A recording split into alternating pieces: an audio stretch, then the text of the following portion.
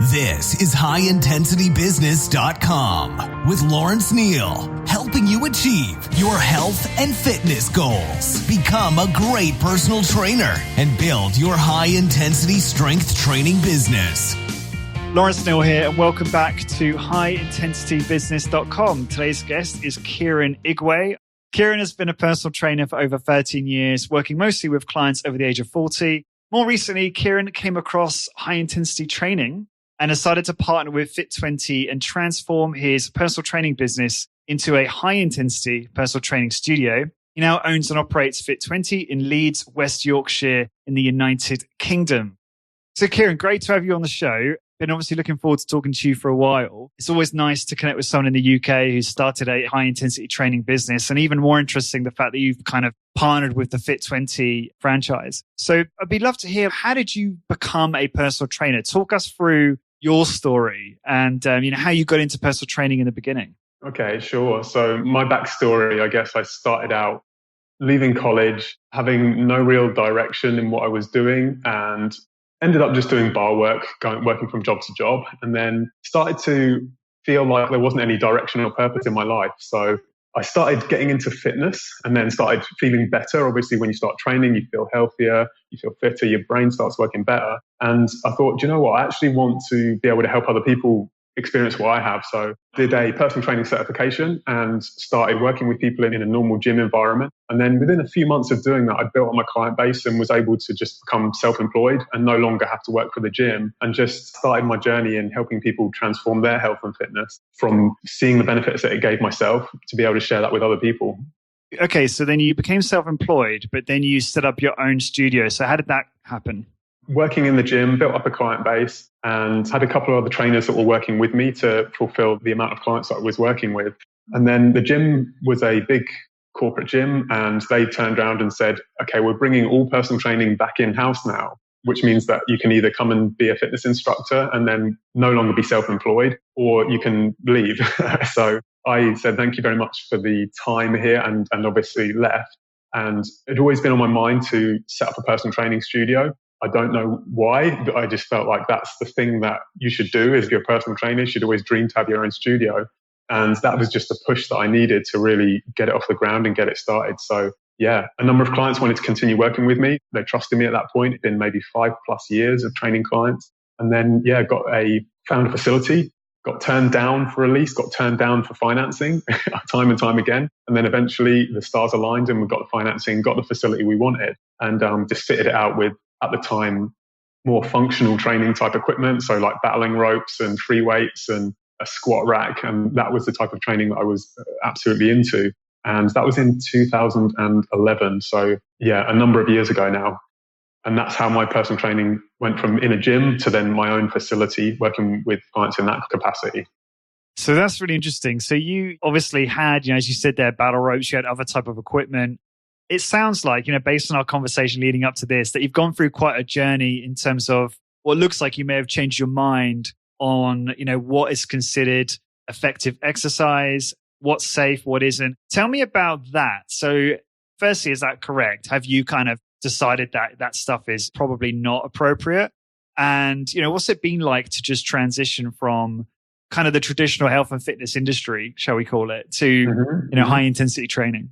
Yeah, I think it's absolutely been a transition and a journey, and one that, I don't like to put myself in a category of this is what I do and this is what I don't do. It's just, I guess, what I come across is what's most effective and most appropriate. What I was doing at the time, I wasn't looking for another way of training. I was happy with the way of exercising that was working, minimal injuries, people were enjoying it. And then just anytime I stumble across something that I feel is better and more appropriate for the clients that I'm working with, I'm like, we're doing this. We've got to find a way to implement this into our approach. So I wouldn't say that I hate all the other stuff. I just have found a better way, for the people that I'm working with. And also as a business offering, I feel like it's a simpler way to be able to train people, a way that you could do more systematically, and you can quantify the results that you achieve in a much clearer fashion, because there was so fewer variables with high intensity training and with using the equipment they use with the machines that we use, for example, the Nautilus. So tell me the moment when you discovered high intensity training. So I was part of a business networking group called BNI. And one of the guys in the group, he knew what I was trying to do with my business and how I was looking to improve. And he said, "Oh, have you heard of Fit20?" And I was like, "No, I have not." And he said, "You're going to want to have a look at this." I just thought, okay, great. Another 20 minutes a week. It sounds like another fad. No, thanks. I've seen it all. And despite this, he said, just go and check it out. Go and have a look at the studio and let me know what you think. So I respected the guy who said for me to go and have a look. So I went over, I drove down to the Fit20 UK studio in Stocksbridge and met with a guy called Niri Patel. And he showed me the studio and I thought, okay, this looks like a nice environment to train in, a bit different from your average setup. And he took me through a training session and it was based on a super slow protocol of high intensity training. And I thought, do you know what? My muscles have never felt like this in my life of training. I've been lifting for 14 years plus. I consider myself someone who trains hard and follows the best of what's out there information wise. And here I am 5 minutes into a workout feeling like I've wasted my life. I thought if it works, because I was still skeptical, if it works, it's something that will have a huge impact on helping other people improve their health and fitness for busy people who don't have the amount of time to spend 3 times a week, et cetera, et cetera. So that was my first experience of high intensity training. I didn't know it was high intensity training at that point. I was just doing this slow lifting of weights. But yeah, I wasn't aware of high intensity training as a whole movement and a way of training. Niri Patel is the master for the UK, isn't he, for Fit20? He wasn't the chap in your BNI. He was at a different BNI group, I assume. He owns the franchise for BNI Yorkshire as well. Okay. So I was aware that if this is something these guys are involved with, they've got a lot of credibility with me. It's worth having a look at just to say thanks for, thanks for introducing me. And it never helps to network and expand your network. So I was happy to go and have a look and see what they were doing. But I was still convinced this is a fad. You can't possibly make any changes. But yeah, let me go and prove this concept wrong. Right. That was going to be my next question. So it was only after you felt it, which is the key word here, that you realized, oh, actually, this is really intense and really productive and effective and safe. And that's when you were kind of partially convinced because, like you said, there you still had an amount of healthy skepticism from all of your years in doing this, right? Which is completely understandable.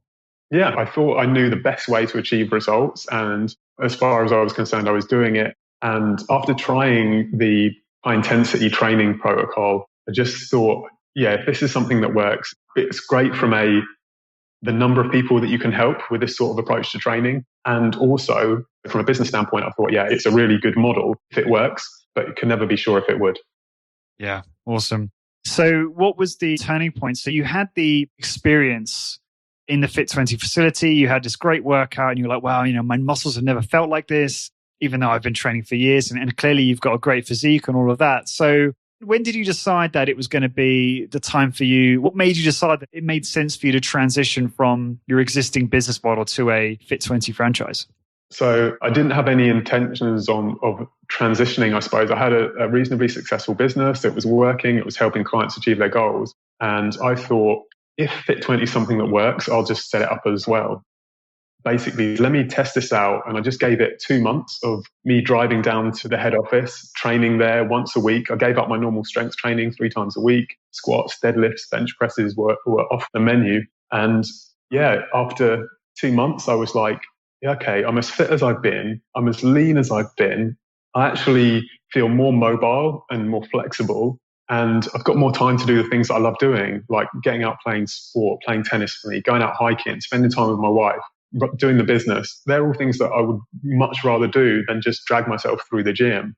So I was like 2 months in, I was like, right, that's it. I'm buying it and I'm bringing this up to my network in Leeds. And we set up originally, there was a separate studio. So I had 2 studios running at the same time. So the goal wasn't really to transition one to the other. It was a different offering to, in my mind, a different group of people. With that said, over the years, over the last year and a half now, we have transitioned the 2 studios to be into one location, and the high intensity training approach and the business model from high intensity training for me is the way forward, just because I've seen what it can do and how much better it's been as a business and for other people to experience that business. That's so interesting. So I love that. So kudos to you for going, wow, that workout was really effective and interesting. I'm going to do this. I'm going to do a self-experiment and do it for a couple months and see how I feel. And then you did that. And then the kind of, for you, it was the proof is in the pudding. And you got the results you were after. You realized how much time it gave you back. And then that was the convincing, I suppose, you needed. So that's awesome to hear that. So what's quite interesting about you is you've obviously come from a traditional personal training background into a high intensity training business. So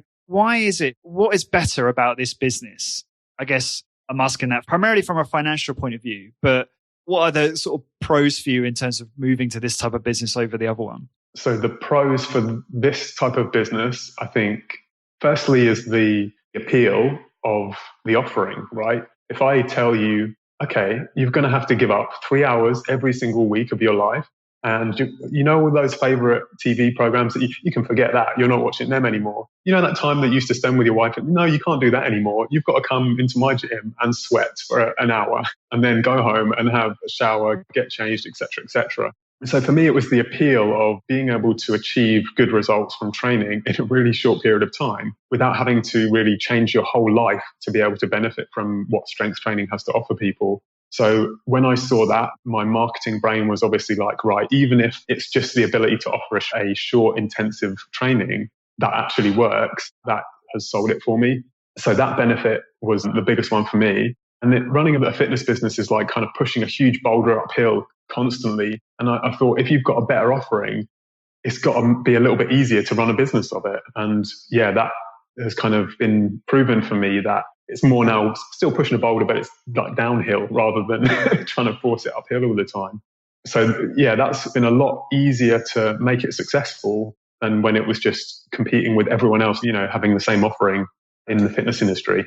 So yeah, that makes total sense, right? So you've got a huge differentiator over your competition because I'm guessing there's no one like you in the area. No, I mean, when I originally set up my studio, places with turf, there was no battling ropes. It just really wasn't around. However, now within a stone's throw, there's probably 3 or 4 facilities that are very similar. So now with a high intensity training studio that I have now, I only know of people in the UK doing it through your podcast, not through their marketing efforts or anything else that's been going on. It's still such a tiny community. It baffles me, really. You've got, I think, Simon over at Hit Uni. I believe he's still doing some personal training. I don't know for sure. And then you've got Ted Harrison, you've got Brian Collins and James Biddle, but there's a handful, you know, of guys in the UK. And it baffles me as to why there isn't more. But there's just so much opportunity, I suppose, for more to pop up. But no, that's really interesting. Okay. So I guess you could talk about that in terms of maybe number of clients. Maybe there's other factors. How successful is your Fit20 business over your original personal training business? Okay, so the original personal training business, it took me probably between 3 to 4 years to build it up to a point where it was generating a reasonable profit. And the number of clients that we were working with at any one time might have been 30 to 40 clients with a goal of edging up towards 50. And they're all training, 2 to 3 times per week. Whereas the Fit20 business, we're just over 18 months in. And already we have high 90s. So I think as of last week, we closed out with 98 clients that we're training every single week. So in terms of growth towards being able to help and impact more people, and obviously the revenue that comes to the business as a result of helping those people has been much quicker. And the scalability of it is much higher as well, because there's more people who will get involved in Fit20 than ever would with my previous personal training offering. How many of your existing clients have moved over to the Fit20 way of doing things? Most of them, just because, like, if I believe in something, then there's no way that I'm not saying that you need to try this and you need to do this. So I've explained why we've set this studio up, and explained why it's a good thing for people to do as their foundation for their training, and that actually doing other things is absolutely fine, but having something that you can do consistently week in, week out for the rest of your life, and will only have positive benefits on your health and your strength and your overall, you just, how well your body works is something for me that it's important to do. So why wouldn't I tell the people that I care about that they should be doing this? Yeah, the majority of them transitioned over, and then a handful of people were like, no, we want to jump about and do all of that sort of thing. And I said, that's fine. We're doing things differently now, so I can recommend them to another facility who does that. That's so interesting. So you obviously had the self-confidence to say, appreciate why you want to do that. I've made a conscious decision to stop offering that kind of service. And then you've been confident enough that you know you backfill those clients and attract new clients who would be a better fit for you. I think it's interesting because a lot of personal trainers would struggle with losing people. So they almost try to do everything so they can cater for everyone. But long term, that can obviously hurt your business. And, it's also not ideal if you're advocating things that might be harmful to people over the long term, such as anything, if you're jumping around a lot, obviously there's impact on the joints, things like that. So was that difficult for you at the time, or were you quite so confident in the model that you were like, no, it's fine. You guys go elsewhere. That's totally cool. I'd say it was a gradual transition. So I had made the decision, this is where we're headed in the future. Having been in business for a number of years, I very rarely have just made a cut and said, this is it now. We're doing it this way, only exclusively from now on. I've always just had the two paths running together at the same time to test and make sure one is going to work and be successful. And then when I've got confidence in this is the right thing to do, and I've made many mistakes where we haven't done that, then, it's been easy enough for me to say, this is my decision, this is what we're doing. And, if you're on board with that, great. I'm looking forward to helping you. We're very much focused on the way of doing things of high intensity that we're doing now. So what about yourself? Are you still doing the 20-minute workout once a week yourself? Or tell us about your current workout. How has that evolved since you've got into high intensity training? Yeah, so my training has definitely been based around the high intensity 20-minute training session that I learned through Fit20. And then it's just probably been over 2 years now where every single week I've done that as the foundation for training. And then just in the last couple of months, I have had a little bit more time because the business has become more successful. My team here now are looking after more of the clients. And I've had the desire to do more training. So I've actually just been experimenting with adding a second training session based on high intensity principles for a second workout to see what that does for me. And we've been enjoying it rather than like enduring it like it's been something that I've had to do. So yeah, only in the last couple of months, I'd say, have I started doing that. And that's where my training is at the moment. Have you seen any changes? Has that been more productive for you at all? I'm curious as to what you found. Yeah, so adding the second training session hasn't been the only thing that's changed. So it's hard to say whether it's impacted my results. For example, because I've got more time, I'm able to eat more consistently, eat the right amount of food rather than grabbing stuff on the run. So those two things have changed. I've been able to eat the right amount of food and the right quality of food. And then the second training, but I'd say, I've probably gained a few pounds of muscle and my physique is kind of how I want it to be. So it wasn't not while I was doing Fit20, but I would say I've definitely added muscle with the second training session, but I've been eating as well. So it's hard to say which is doing it. What kind of diet do you eat? Simple and high protein, I would say, is probably the best way to describe it. So a lot of protein and veggies, that's the foundation for it. And then I have a reasonable amount of carb as well, like brown rice, pasta. Having low body fat, that's my genetics, is that I don't have to do very much to maintain a low body fat. But I do have to eat regularly and I do have to eat a good amount of protein if I want to maintain any sort of decent muscle. What's your height and weight roughly? 6'2", and I'm probably about, at the moment, 80 kilos. Okay, yeah. No, obviously I've seen your pictures of you. You look fantastic. It's always good to understand someone's height and weight to know kind of where they're at, but that's really interesting. Okay, cool. So just jumping back a second to the business. You mentioned you've got a team. So I was going to ask you that. So tell me, what's the team look like at the moment? So the team right now is myself and I've got 2 colleagues who work part-time delivering the Fit20 training in the studio as well. At the beginning, launching the studio, it was me delivering all the trainings, running the business, doing everything to do with Fit20. Just the beginning of this year, 2019, is when I onboarded the first 2 members of staff. And they picked up, I'd say, over half between them of the training sessions, which has really freed up my time hugely, which was a big part of why I thought as a business model, Fit20 was a great fit because it's a really strong system. Absolutely. So I know Bram and Walter quite well. I mean, we've had a few conversations and really impressed with their passion for high intensity training and their passion to obviously find a business model that works very well. And they seem to have done that. The numbers kind of speak for themselves in terms of the number of locations and the speed of growth. My episode of Walter will actually come out before this one. So look out for that in the show notes for this. But what I really like about what they've done at Fit20 is, it seems like they've really embraced, as any franchisor should, they've really embraced kind of a systems approach, where it's like, look, here's the rails. We're going to put you on the rails. This is the checklist. These are the actions you have to do in order to achieve your goals. Now, I'm guessing that you are following, so to speak, a checklist as you grow your business. So there was correct me if I'm wrong, but there was a process you went through before you knew it was the right time to take on more people. Is that how it's going for you? Is that kind of the support they're providing you with? Yeah, I mean, within a year or two of being in the fitness industry, I'd read a book called The E-Myth, and that just changed my mind about what a business should be and how it should work. Yeah, we got it there. Perfect. So it really set up my frame for how organized the business should be. So I was always trying to create that in my own business to varying degrees of success. Then part of when I saw Fit20, I was like, do you know what? They've just done everything that I'm trying to do, but they've done it better and better quality with more experience. And I thought, I'm never going to be able to do that to that standard. And I don't want to do it to that standard. I'll buy it and I'll use it. So yeah, I saw the systems and the checklists that they had in order. And when I launched the studio, they have step-by-step for here's how to set up your studio, here's how to do the launch, here's how you promote it, here's all of the equipment that you need, here's the detail of the decoration in your studio. And when it comes to marketing and growing as well, same. And when you have this number of clients, this is when you put your ad out for your first member of staff. Here's where you put the ad out, and here's what the ad should say. So yeah, all of those elements are kind of taken care of, and that is evolving all the time. Like it's continually improving, and different parts of that system is just getting built out and refined over time. It makes it really easy for me as a business owner to just focus on doing the things I like and excel at.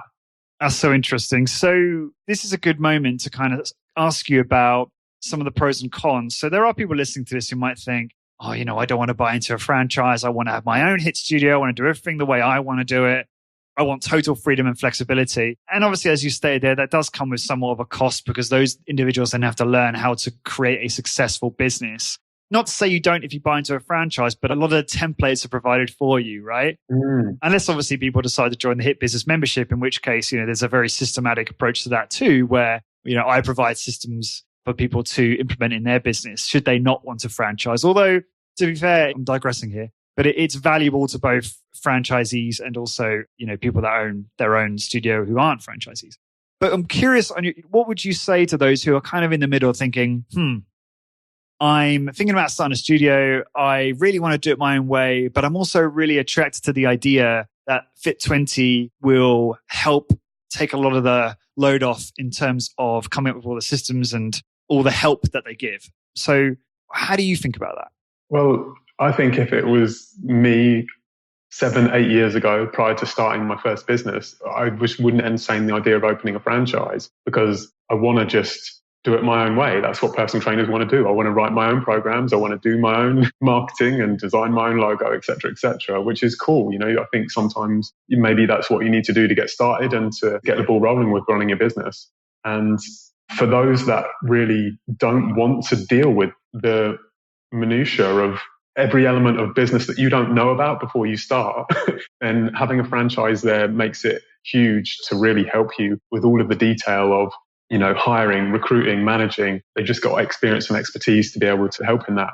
So having run a business already myself and had my own studio where I could do every single thing my own way, I thought I would probably be the least likely to buy a fitness franchise, right? Because I've had a business, it's been successful. Why would you buy a franchise?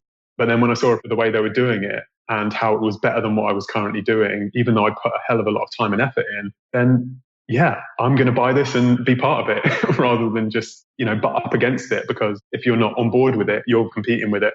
And when I see something like that, I can't compete against that. It's a better offering. So for me, being part of it is a huge way to not be competing against something that I know is better. Absolutely. Good answer. How much harder would it have been for you to continue growing your traditional, for want of a better label, personal training business to the level that you have with Fit20, without all of the help?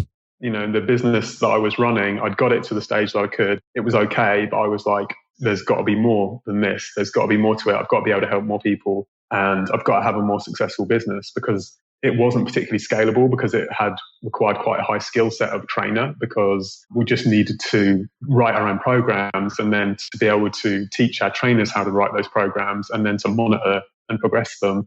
It was really hard, and I couldn't scale it to the degree that I could see scaling something like the Fit20 training, which is just, it's not simple. It's just a really straightforward program to be able to offer people. So I had taken my business as far as I could, and without taking on another location, which I thought no, I don't think I want to do it with my previous business, then it wouldn't have really grown. It would just stayed at the same level. Whereas, with Fit20, as I got into it, I realized the possibilities and potential of it was far greater than my traditional personal training business, which was, people have grown it and scaled it.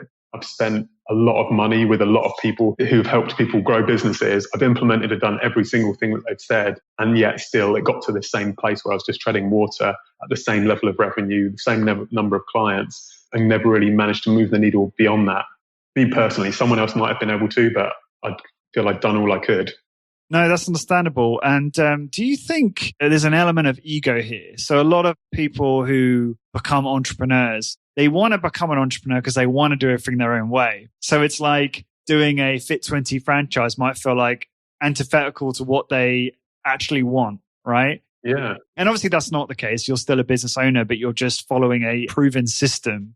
So do you think there is an element of, those individuals or some of those people need to kind of, put their ego aside and seriously evaluate this type of opportunity? I don't know what they should do. Part of me feels like they should do it themselves, because you learn a hell of a lot. And then when you've learned that, and then when you see something like Fit20 and the franchise opportunity, it's good because looking at it at the beginning, you don't know if it's good or not. You just think, oh, surely I can do this better myself. And many people can perhaps do it better. But having learned the lessons that I've learned and thought, I know where I want to be in my life and what I'm looking to do, then Fit20 was the best vehicle to help achieve that, rather than continuing to go it alone. And don't get me wrong, running a Fit20 studio is still hard work. You still have to run a good business. You've just got a lot of the elements taken care of that you just don't have to worry about when you're trying to think of all the elements of the business. You mentioned earlier about how you spend your time doing the things you enjoy. How are you spending your time on the business now? My time on the business is primarily on marketing, on managing the team, on helping disseminate the education that comes from these excellent podcasts that you're putting out, and then actually sharing that information with the team, and then implementing how we're going to help our clients train better through this information, to then having a better vision for, what's the next 3-5 years looking like? Whereas when you don't have the time, all you're doing is like, right, my next appointment's coming in, train that client, next appointment, train that client. You can't think about the bigger picture. So we're just looking at second location, looking at where is a great site for that studio, and kind of looking into the future of the business rather than just being stuck in the present moment of, this is all I can get my head around is this number of clients that we're working with now. So marketing and managing is where I'm spending my time, I guess. Cool. Yeah. Do you still train some clients yourself as well? I do, yeah. And for 2 years before I started Fit20, I wasn't training any clients. My personal training team were looking after all the clients, which is why I even had the headspace to be able to look at Fit20 as an opportunity. When I launched Fit20, I was training everyone for the first year. And then, just coming into the second year is when I took on the 2 part-time members of staff. And they're taking care of about 50% of the clients, and I'm looking after the other 50. So I'm still spending maybe 4 3-hour blocks a week training clients, which is just nothing in terms of amount of hours spent training. But every hour I'm training 6 clients. So I see a lot of people, but don't have to do a lot of hours to see all those people and impact their week. Even though that is, as you said, very little, will you still scale that down over time? Yeah, it's not eating into my days very much at the moment, but to be able to grow the business onto the next stage, I would probably need to bring it down by half again. So we're currently going through the process of recruiting the next trainer to join us, and they'll probably take up 50% of my workload. So I'll be down to doing maybe 1 or 2 shifts per week. Cool. Okay. So I do want to ask about your goals. But before I get there, I want to kind of go back a second, because you were talking about the support that Fit20 provide, which is so interesting to me. And you mentioned how they help with the marketing, the ad copy, the launch, all of that stuff. So tell me, can you walk me through when you first started the business? What were the steps? And just talk me through like when you started, because it sounds like they gave you a lot of confidence and they gave you a lot of support. And I just really like to hear from your perspective what the steps they supported you with were from the beginning. Okay, so the steps initially were coming to terms with the formula of Fit20, what the offering is, and that is delivered by you going through the Fit20 training and understanding it and being trained as a client. That builds your belief and confidence in the actual system itself. So learning how to do this type of training was great. And then the next steps were looking at a territory, looking at what makes a good territory to set up your studio, what makes a good location. And then once you've got what makes a good location, the actual site and building itself, like, would it work? Can it work for customers? Things that having set up a studio previously, I've got experience finding a site and actually setting it up. But having a different set of eyes on it other than just my own is so crucial. And Fit20 have obviously got a lot of experience of finding what makes a successful studio, what doesn't make a successful studio. And they provide a lot of guidance around how to become one of those successful ones. So that was the start of the journey, really. And then everything through going through their training academy for Fit20 about learning in depth about the high intensity training method and how to apply it with clients, to the actual spec of the fit out of the studio. So once you found your site, the script for fitting out your studio, what equipment, what flooring, what decor, all of the details, which I don't really care what flooring is in there, but they've just done a great job of creating a space that people want to be. I was like, yeah, I'm happy to go with their recommendations because it looks better than anything else that I've seen. And then once you've got the studio and the setup, they start doing a countdown for like, okay, when's your launch date? And then here's the steps that you need to take up to that launch date to make sure that you have a successful launch and you kind of hit the ground running. Awesome. I mean, it's like, I'm pretty impressionable, so I have to be careful. I'm easily sold. But to me, it sounds like such a no-brainer. I mean, just for me personally, as a lot of the listeners will know, I'm working with someone to set something up here. And we are still so early on in the process. And it's a long, long story as to why it hasn't started sooner, much longer than we can talk about in this podcast. But something like Fit20 or something similar is very, very attractive. And probably if I was doing this alone, I think I would be very convinced to look into doing a Fit20 franchise. From what you said, it just sounds like it makes a ton of sense. And it's funny because I think, when you're an entrepreneur or you have entrepreneurial instincts and you don't know much about franchising, from my perspective, I was always very, skeptical of the idea of franchising. It just sounded unattractive, right? And maybe that's because we associate franchising with, McDonald's is probably the most famous franchise. And maybe a lot of people, certainly listening to this show, aren't going to be big fans of McDonald's probably. But just have maybe a negative outlook on franchising. I'm not sure if that's just me. But I think, this has really kind of enlightened my perspective on that stuff, for sure. Would it be okay to answer why you shouldn't consider a franchise? I didn't go for it answer earlier. Just, why you wouldn't want to consider a franchise. I think the only reason why I wouldn't consider a Fit20 franchise is the fee of paying someone royalties to set up. And while we might not necessarily go into that today, I think just the fact that if you go alone, then you don't have that franchise fee. You can get the equipment, you can get the facility and you set up and great. Whereas with a franchise, you better believe you're going to be paying someone else sure, for all of the equity that they've put in and the brand they've built up. But with a good franchise, when you run the numbers, you're like, it's still a no-brainer. I would still make more profit and more money because more people will buy this than if I had my own PT offering. So yes, you have more costs to do it, which is why someone might not do it. But I think with a good franchise and one that's been proven over and over again, then yeah, absolutely, you make more money back from offering their way of doing it than you would if you didn't have that franchise fee. Does that make sense? It does. It makes a lot of sense. And I appreciate you saying that because my podcast, it's my intention to always provide the warts and all. At some stage, I'll have someone on who talks about the counter argument, who elaborates perhaps on that to talk about the counter argument of why they don't think a franchise is a good idea in certain scenarios. And I totally respect that. But are you able to elaborate on the fees at this stage? Like if we can go there for a second in terms of what it costs to start a Fit20 franchise? Is that something that you could talk about? Or?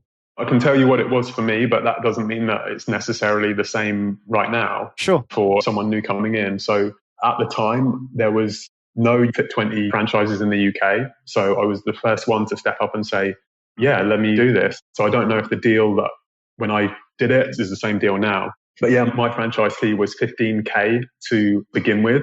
And then each month, there's monthly royalties that go on to Fit20 per customer. And that's just built into your pricing and packaging. So if you know that you've got this much going out for every customer that you have, then I know that I need to put on this much to the client's bill to make sure that the business is still going to grow at the right sort of rate. Can you give us an idea of what the percentage is for that per session? For me, it's 15%, but it's rather than them take 15% of whatever someone's customer payment is, they've just set a fixed fee of, I think it might be £12.50 for every customer that is working with us at Fit20.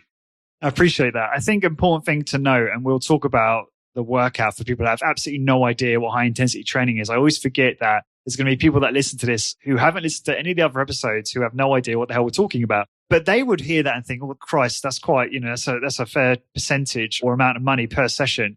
But what they're not realizing is the context. You've got people coming in, as the name suggests, for 20 minutes, and they are paying a reasonable fee for that because they're getting a much more value for their 20-minute session. So I imagine it's priced at, a good level. Do you mind me asking, what is it per session for 20 minutes at your place? Everyone's just on a monthly subscription, so it has a monthly membership, and then they pay a monthly fee of, I would say, on average, £100 a month.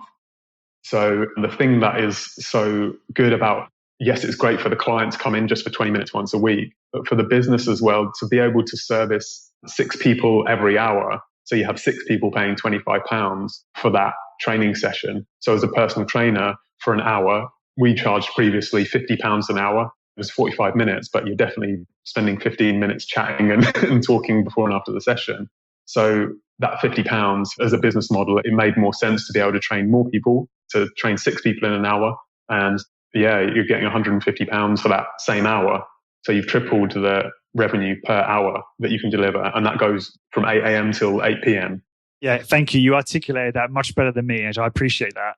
And that is an important point I wanted to get across as to why this business model is so attractive. So for those who are tuning in and what the hell is high intensity training and what is the Fit20 version of that? What does it look like? If you could describe it in terms of a typical client, the workout they go through, the protocol, that kind of thing.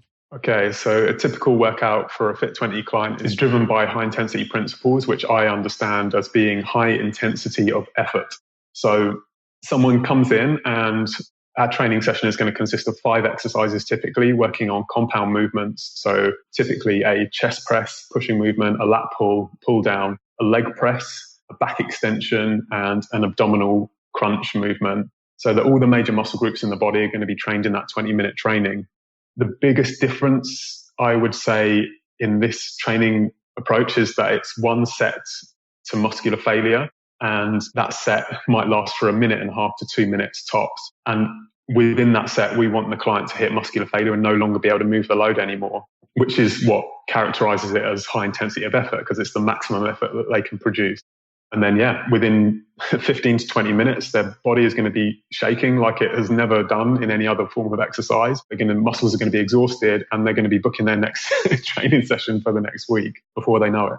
Yeah. And again, for those that are new to this, it might sound a bit scary, but what Kieran didn't say there is that it is incredibly safe. You're not loading the joints at the extreme ranges. You're not doing anything ballistic or explosive. It's generally very slow, super slow and well controlled. And obviously they've all got, supervising personal trainers watching you as you train. You must get, as we all do in high intensity training, you must get a fair few objections. How do you answer the cardio question at this stage? Usually we do a leg press and then I don't need to answer the cardio question. No, I mean, it depends what someone's goals are. If they want to feel like their heart is racing and that they're sweating during the workout, one of the things with Fit20 is it's designed to be done as part of the workday. So people come in gym clothes, people come in everyday clothes, and they do 20 minutes of high intensity training. The studio is kept super cool, but people don't generally sweat when they do it, which is one of the most bizarre things I found out about it. But it's made it so much more appealing to so many people that never would have come and trained in the gym. So, sorry, I've forgotten your question here, Lawrence. What was it? If you get someone in and let's say they haven't gotten the leg press yet, mm-hmm. And they say, Kieran, this looks great, but, I don't just want to build muscle. I want to improve the health of my heart and lungs. How do you respond to that? Yeah, the question that typically comes, I guess, along that vein is, how is this making me fitter? Like, that's what they want to know, how they're going to become fitter from it. And depending on the person asking it, I might explain a little bit about how by training their muscles, that's what drives their cardiorespiratory system as well. So we'll generally give a brief overview, but actually the experience of training hard and then feeling what your body feels like and how your heart is racing and your lungs are having to suck in air rapidly to help you recover is usually the best kind of answer to the objection. Is it going to help them run a marathon? I think no, they need to get out and do marathon training. But for most of the clients that Fit20 are helping, they're not. They're doing the very little exercise and they're just looking to move one step forward on their kind of exercise journey. Or they're doing a reasonable amount, but they're not doing any strength training. So they are already doing cardiovascular stuff. They're out on their bike and they want to do something to help strengthen their muscles that's not going to kind of cane their joints as well. Yeah, that's awesome. It sounds like you really focus on meeting them where they are and kind of like individualizing that type of answer. But one thing that did concern me a little bit about Fit20 is I noticed quite a lot of the videos show people coming in and training in, full, suits or professional attire. And I can't imagine doing that myself. I wouldn't be comfortable. I, would feel too hot, I suppose, unless the room was really, the temperature is really well regulated, as I'm sure it is. But do you have that at your place? Do you have people come in like suits and stuff like that to work out? More people come in everyday clothes than come in their gym kit. And it's bizarre, it's absolutely bizarre. From me coming in the fitness industry, where if someone came in their jeans and t-shirt, I would be like, we can't do anything here. However, having trained myself in everyday clothes, not sweating, and then being able to just go straight back into what I'm doing is like, it's changed my mind about training and exercise. So yeah, more people come in their everyday clothes, people that are working. I'm on a site where there's, 30 plus businesses. People come in their lunch break, train, go straight back to work. And they're not having to go through the hassle of, now the idea of getting changed to exercise for me sounds like a hassle, which is just, it's crazy. But yeah, some people don't want to come in everyday clothes. They prefer coming in gym kit. They might think that it helps with the mindset of, I'm changed, I'm coming to do business here. And also if people do sweat when they train, then yeah, come in gym kit, it's fine. But after a while, most people, they see other people training in everyday clothes and then they're like, I'm going to at least try it once. And I always recommend people do. And then once they try it, most of the people are like, right, this is going to make it even more convenient because you can do it on the way to or the way back from somewhere rather than it having to be in an event. And if you're about trying to help as many people train and exercise as possible, just removing all the barriers is what I think Fit20 has done. And the whole process of Fit20 has done for strength training and exercise. But you're going to have some hardcore people that are like, everyday clothes, no, wouldn't even dream of it, which is fine. You can certainly come in gym kit and still put out a good high intensity training session. It just makes it more accessible, I guess. Okay, but let's say I come in a suit. You're still going to have to take off the suit jacket, right? Because I'm just thinking like a suit jacket, especially if it's like well tailored, you won't have the range of motion in a suit jacket. My suit, I have definitely trained because I was like, let me test this. I don't believe Fit20. I'm going to sweat. My back's going to hurt after using gym machines because I've just done free weights my whole life. I don't believe in machines. So as part of my 2-month test protocol, I absolutely went in tight shirt, tight trousers and just, I was like, nah, damn it. I'm not even sweating. I haven't even broken anything. Like my seams are intact. So yeah, I think if someone comes in a really tight fitted jacket, they would take their jacket off and just do it in a shirt. It's fine. But people have come in, they've really pushed the limit of what they can do, and yet they've still had a better training session than if they hadn't. You know what I mean? They've made it happen because they haven't had to get changed. They can just nip in, train, and it's been quicker than having a cup of coffee, at the coffee shop next door. It's interesting because I'm thinking about when I used to work in corporate London. Before joining Kieser Training, which once I discovered Kieser, I was totally committed to traveling across London to use their studio. But before that, I was using Fitness First in Holborn in central London. Mm-hmm. And I would go on my lunch break and I would change and think how stupid and funny it would be if you just went full suit into somewhere like Fitness First and just started lifting weights. Yeah. It would just look totally absurd, wouldn't it? Absolutely. And listening to this, you're going to think this is crazy, training in your everyday clothes. I would have thought it was absolutely crazy. I did think it was crazy. And it's only through seeing it and seeing what it, I don't even recommend people try and train in everyday clothes. But seeing the environment, that it's a private studio that people are like rocking up in, it's just normal to me now. I've been seeing it for 2 years, people coming in and training in everyday clothes. So it now doesn't seem strange to me, but yeah, definitely it was laughable. And people still now, when we put a Facebook post out, people say, why would you train clothes that you could go on a night out in? And then I don't really say anything. I don't get involved in social media so much. But I see my clients that come and train say back, oh, it's better to do it like this than not do it at all. And they kind of fight the battle for it. And other people are like, oh, fair enough. So yeah, it's a bizarre concept. And until you've seen the whole context of Fit20 and the sort of people that are coming and training, and the environment that it's in business environments, then it's going to sound strange, and it will continue to. It is actually a great benefit of high intensity training is that you don't sweat or necessarily get very dirty. So you don't necessarily need to shower afterwards as well. I typically train in the morning and I'll train before I shower anyway. And I'm one of these people, I practically have to shower every day. Otherwise I don't feel right. I know some people shower every few days or whatever. I don't judge them.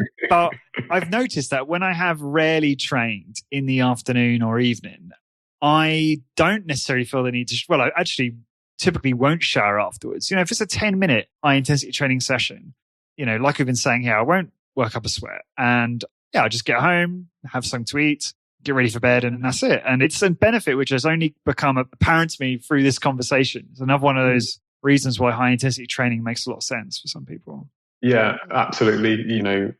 I think back to the gym, I'd get up, I would actually shower just to wake up first thing in the morning. Then I'd go and train at the gym, sweat, and then shower again and then start a day. So yeah, it was a 2-shower day. And I just like now looking back, as I say, just even putting my trainers on sometimes, I'm like, oh, this is hard work putting trainers on to go and train. Whereas, you can just wear shoes, you can wear normal trousers. And like you say, you don't necessarily, if you don't sweat from high intensity training, or if you're in the right environment and your workout's only lasting 15 minutes, then it is a huge benefit also to people who, like for ladies that have got hair and makeup and all this other stuff that goes along with getting ready, it makes it a lot more accessible for them to do good strength training. Whereas if they had to go to the gym, they wouldn't be able to fit it in, or they wouldn't make the time to fit it in. Whereas if it's 20 minutes, it's fine. They can do it. If they don't have to do their makeup and do their hair, et cetera, after, they're going to stick to it for longer as well. That's a really valid point from a woman's point of view. I didn't think about that. That's true. That's a huge time saver. So, as we start to get to the end of this podcast, tell me what's kind of happening with regard to Fit20 in the UK right now. I'm just thinking about, obviously, Fit20 are growing globally. And, Walter has told me about your goals that you have. I think it's like 1 million workouts a week by 2025 or something like that. I can't remember the exact figures. But very, very impressive goals and obviously impressive growth to date. But what's kind of the climate like in the UK? What's happening there with Fit20 at the moment? So, Fit20 in the UK, if I think back to just even a year and a half ago when there was no other Fit20 franchisees in the UK. And then, I took on Fit20 and then I might have been training 30 customers within the first 3 months or so. And then, fast forward to now, and we're close to 100 customers for my own studio. There's now Fit20 Exeter, Fit20 Norwich, Fit20 Chiswick in London, which is a big addition to the mix. So that's just launched in the last month or so. Fit20 Peterborough has been sold, and there's a number of other people in the pipeline that are now stepping up and getting involved in the Fit20 movement in the UK, which means the high intensity movement as well is going to be growing and people are going to understand more about this way of training. And so it's been great to see the kind of there being no other Fit20 studios to now there's a handful, and that will only continue to grow. I think that the best person to talk to about the plans for Fit20 on the UK level would be Mr. Niri Patel. He'll have dialed in what his goals are, but he's absolutely ambitious. And I'm hopefully setting a good example for like what can be done with a Fit20 studio, and that would make it appealing to people who are like myself or are starting from scratch, that are like, I absolutely want to do a fitness business, or I want to do a business. It makes high intensity training a appealing business. Like not even if someone's into fitness, but if they just wanted a good business, it's something that can absolutely work. And I think there's plenty of people out there who, like you say, you don't necessarily have a passion for fitness, but can see a great business opportunity. And so that's absolutely true. And I think you've been I think you're doing great. I think you're an enormous inspiration to not only people to start a Fit20 franchise, but people to get into this business full stop, which is really cool to see. What is the best way for the listeners to learn more about you, Kieran, and your studio? So the best way to learn about me would be, the place that we post the most would be on social media, on Facebook. So if you just put Fit20 Leeds Farsley in there, that's my particular studio. And then, just going on the Fit20 website, fit20.co.uk, there's often posts and updates on there as well. But if someone wants to connect to chat with me about how it's worked and what the journey's been like for me, I'm more than happy to have a conversation. And I often get people calling me up that are interested in Fit20 as a franchise, just to see what my experience has been like, and give it, like you say, with warts and all. So the best way would just be to email me. So that's Kieran Igwe, IGWE @fit20.co.uk. Okay. And for everyone listening, to find the blog post for this episode, please go to highintensitybusiness.com/Kieran, KIERAN. And there you'll find all of the resources, things that Kieran and I mentioned, including a link to express any interest you might have in learn more about the franchising opportunity and apply for that. And for all episodes, please go to highintensitybusiness.com/podcast. And until next time, thank you very much for listening. Discover how to achieve your health and fitness goals, become a great personal trainer, and build a successful high-intensity training business. Check out highintensitybusiness.com. highintensitybusiness.com.